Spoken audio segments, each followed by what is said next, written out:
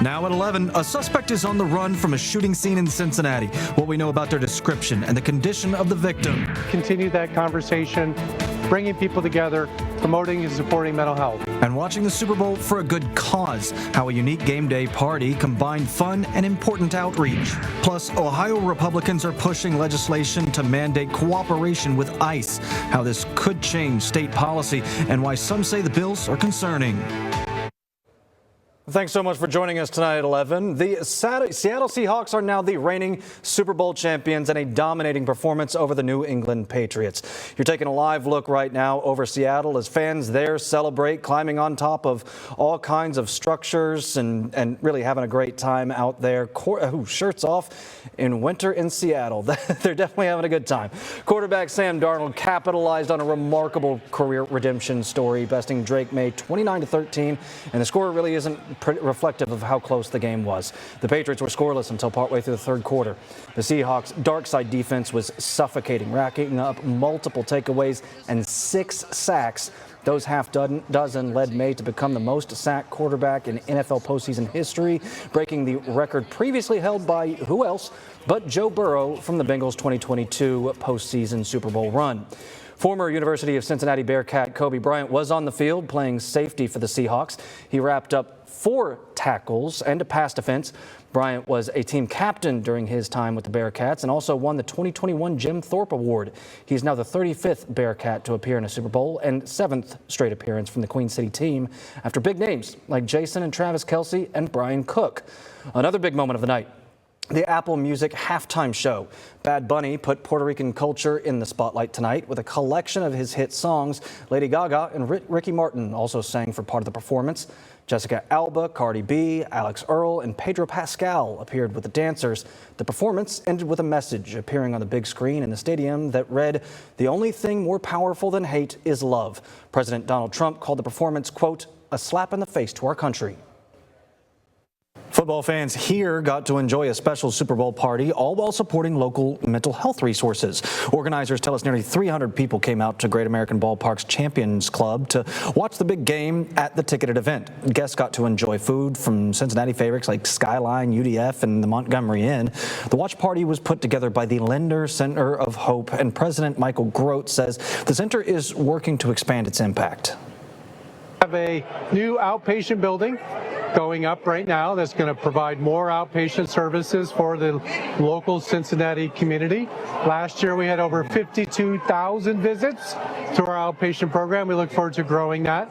And the Educational Institute is really zooming in on particular on how we can train more future clinicians. Tonight's event is directly supporting the Center of Hope's new Education Institute. Tonight, Cincinnati police are looking for a suspect after a shooting this afternoon along Glenway Avenue in East Price Hill. WCPO 9 News reporter Sam Harris-Semowitz was out on the block where that shooting happened and has more. And we have new information tonight about the emergency landing at Lunken Airport. We first told you about this as breaking news yesterday. According to Cincinnati's Assistant Fire Chief Matt Flagler, the pilots were 2 men in their early 20s. Flagler also tells us the plane took off from Claremont County Airport and was supposed to return there when the 2 men noticed their landing gear was not working. Fire crews directed the pilots to Lunken because they already have crash crews on site there. The pilots were able to do what's called a belly landing on the runway at Lunken. No one was hurt, thankfully. Assistant Chief Flagler commended the pilots on how they handled the landing and says that the owner is expected to remove the plane tomorrow. A man is in custody tonight after SWAT teams carried out a warrant enforcement in Franklin yesterday. The Franklin Police Department says that they responded to a call about a domestic-related incident just after 5 p.m. on Victory Lane. Officers then got word that a man inside the residence was threatening to kill a woman inside.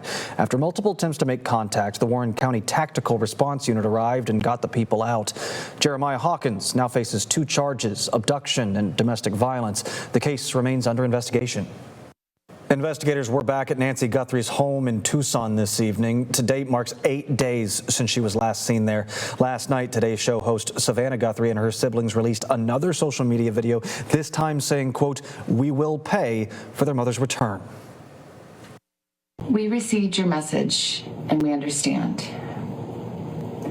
We beg you now to return our mother to us so that we can celebrate with her. This is the only way we will have peace. This is very valuable to us, and we will pay. Our our Scripps News Group station in Tucson, K-Gun is one of the media outlets that received a ransom note.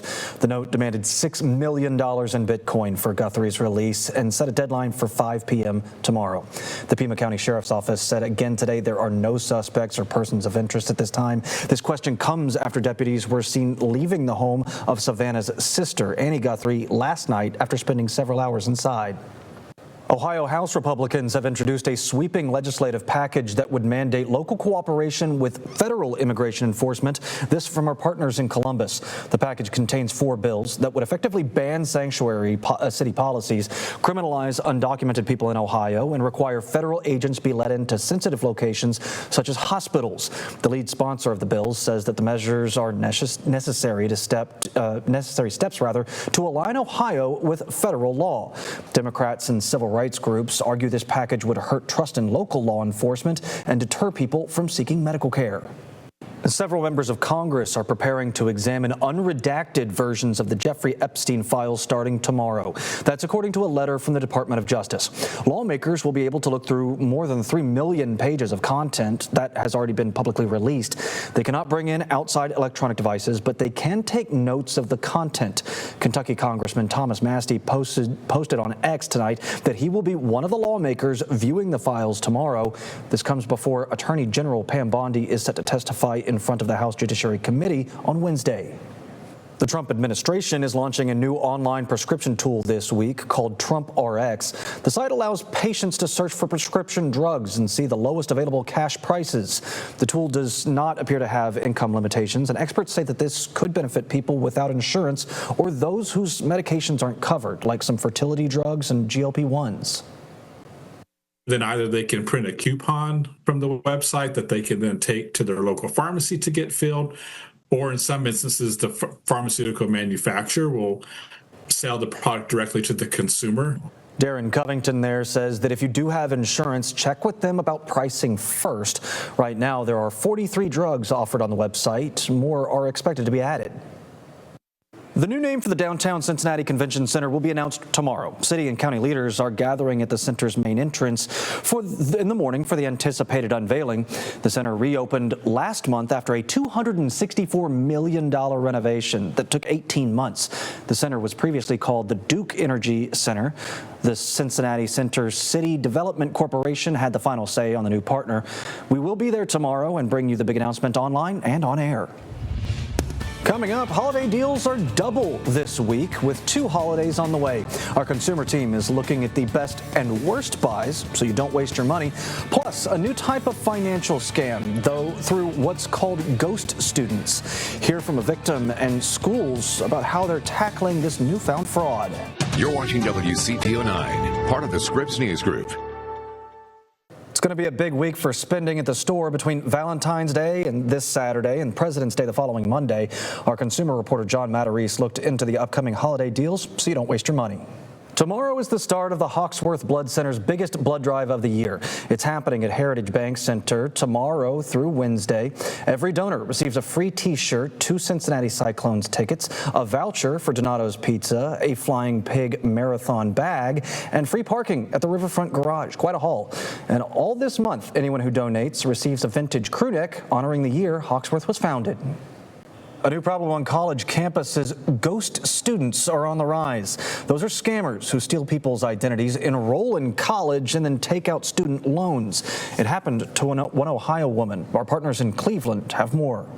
Former Reds player Joey Votto will officially become a studio analyst for NBC Sports Sunday night baseball coverage. I cannot wait to see how this works out. Votto joined Anthony Rizzo from the Cubs, and Clayton Kershaw from the Dodgers as the latest member of the team. The trio will be joining pregame coverage for the MLB postseason wildcard round, according to NBC Sports. 42-year-old Votto played 17 seasons with the Reds as a first baseman before the Reds decided not to extend his contract in 2023.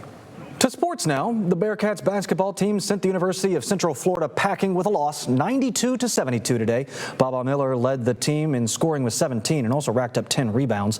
Baba also passed the career 1,000-point mark during the game. The 12-12 UC basketball team now heads to the 10-13 Kansas State Wildcats on Wednesday. Tip-off is at 9 o'clock there. With all the Super Bowl hype, 44 years ago, the Bengals took on the San Francisco 49ers in the Super Bowl 16. Our sports anchor Caleb Knowles sat down with Bengals legendary quarterback Ken Anderson, who looked back in time to that game. Team USA had a huge Sunday in the Winter Olympics, picking up 2 gold medals. But of course, the day started with Lindsey Vogn's terrifying crash in the women's downhill. Vaughn has already had surgery on her leg. ABC's Allison Kosick takes us through the day of competition. The Puppy Bowl kicked off a few hours before the Super Bowl today with Team Rough pitted against Team Fluff. The game featured more than 150 dogs from 72 shelters across the United States, Puerto Rico, and the British Virgin Islands. That includes 2 dogs from Dayton, Ohio. In the end, Team Fluff won its 2nd consecutive championship and took home the Lombardi Trophy. The final score was Team Fluff 73, Team Rough 69. All right, before we go, take a look at this. Definitely not something you see every day. The Bellevue, Kentucky Police Department shared these photos on Facebook of a coyote napping on the ice on the Ohio River. A sergeant snapped the moment and posted with a warning for boaters or ice fishers: if you have a pet on your boat, keep an eye out for sleeping coyotes. Now, yeah, the ice may be thick enough for a coyote to get out there, but I guarantee not thick enough for you. Definitely don't give that a shot. They would have to come and rescue you. So everybody stay off the water until it warms up, and then maybe you can take a little bit of a dip. All right, that'll do it for WCPO 9 News at 11 on this Sunday. We're always on with breaking news and weather updates on WCPO.com. Of course, join us for Good Morning Tri-State bright and early. Take it easy, everybody.